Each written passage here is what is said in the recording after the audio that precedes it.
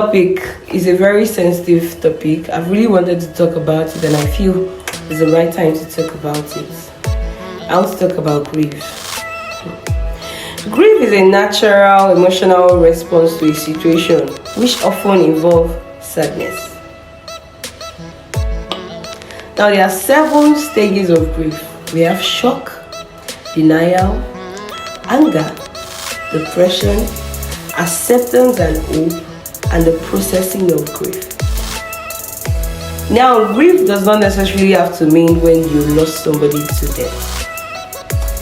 It can be a situation or an experience that causes a lot of sadness. When it comes to grief, everybody has one thing or the other to say.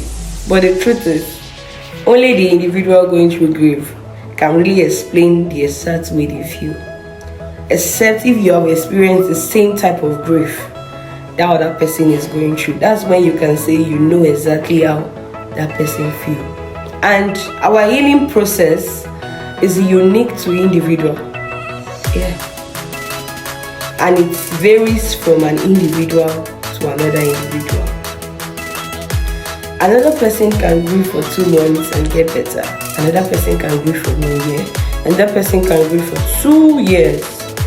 The stages, the healing stages are unique to individual. Now, this is how to heal. One of the major ways to actually heal is acknowledging your pain. A lot of us live in denial. Yes, we don't accept our pain. When it happens, we feel, oh, no, it's not possible. In our subconsciousness, we are like, it's a lie. But the truth is, it has happened. What next? Accept that grief can trigger unexpected emotion. You might just see something that will just remind you of your pain and you start crying. You get angry. You don't want to see anybody. Understand that your grieving process is unique to you. How you grieve is different from how your sister or your brother grieves or how any other person grieves.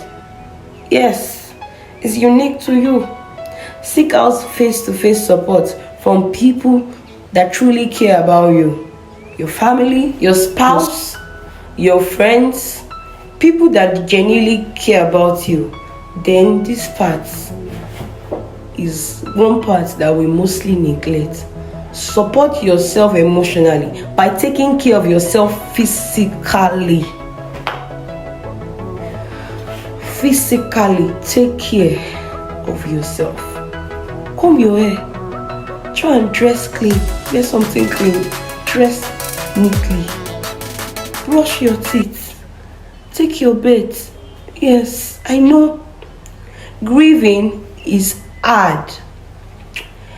I will share some little experiences.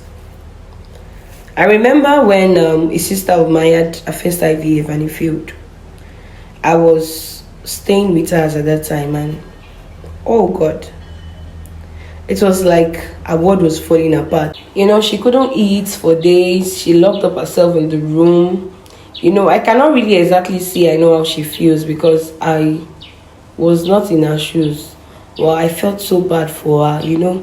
She was already anticipating the newborn. Her expectations were cut short. I know she was so eager to be a mother. But I'm grateful to God she was able to heal after some months. And she came back to her normal self. But one thing I want to say is that a lot of us, we lose ourselves while grieving. Now let's talk about seeking solace in time of grief. I can remember when I was grieving, I listened to a lot of gospel music, like Christian songs, like the likes of Shola Linson, Tope Alabi, Nathaniel Bassey.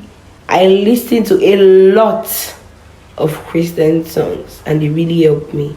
And also I became kind of a social butterfly. I've always been one anyways. Like I seek solace in like going out. Like I was just out, like any event. I just don't want to be home. I don't want to be inside the cage of grief, you know. I just wanted to be out there, listen to music, get entertained, you know, make sure to find solace in time of grief. It might be a sport, it might be an activity, it might be trying out new restaurant, it might be going to the gym, you know, it might be watching movies. Make sure you are doing something that comforts you, that lifts up your spirit.